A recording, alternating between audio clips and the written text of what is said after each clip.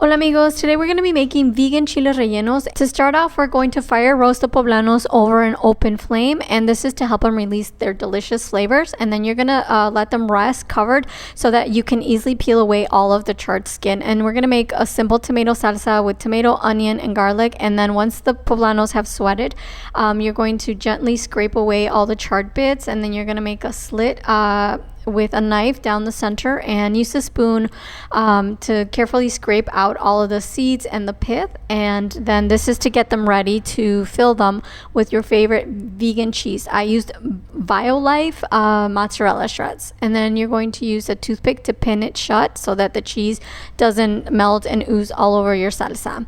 And once you've got all your peppers ready, and you're going to heat up a saucepan, and you're going to carefully pour in your salsa. Add a little bit of water to the blender cup to get all those little bits left, and then you're going to add some bouillon powder just to give it the salsa more flavor, and you're going to let it simmer for about 8 to 10 minutes, and then carefully place your stuffed poblanos in there.